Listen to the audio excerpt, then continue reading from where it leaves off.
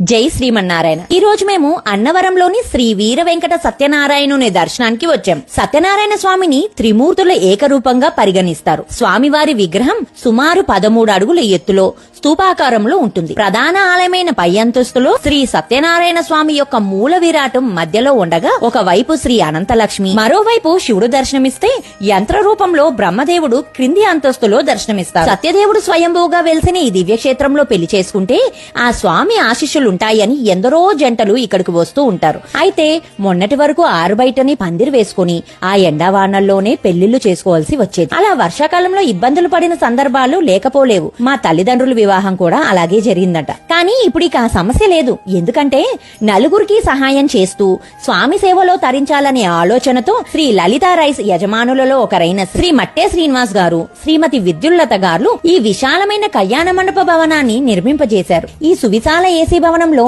ఒకేసారి 12 జంటల కళ్యాణం జరుపుకోవడానికి ఉచితంగా ఏర్పాట్లు చేశారు. ప్రతి వేదిక వద్ద 100 నుంచి 200 మంది వరకు బంధువులు హాజరవ్వగలిగే అవకాశం ఉంది. వివాహానికి కుర్చీలు, జంకానా, పెళ్లి పీటలు, కాడి, ఇతర వివాహ సామగ్రి, వధూవరులకు 2 గదులు, బాత్రూమ్ సౌకర్యం కూడా ఏర్పాటు చేశారు. అంతేకాకుండా నూతనంగా నిర్మించిన యాత్రికుల వసతి సముదాయంలోనే ఈ కళ్యాణ మండపం నిర్మించడంతో వివాహానికి వచ్చే వారికి సౌకర్యంగా ఉండేలా చూసుకున్నారు.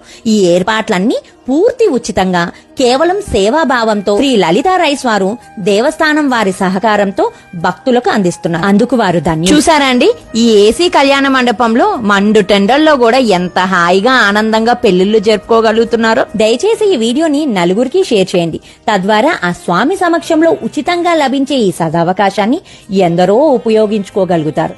జై శ్రీమన్నారాయణ. మీ కవిత.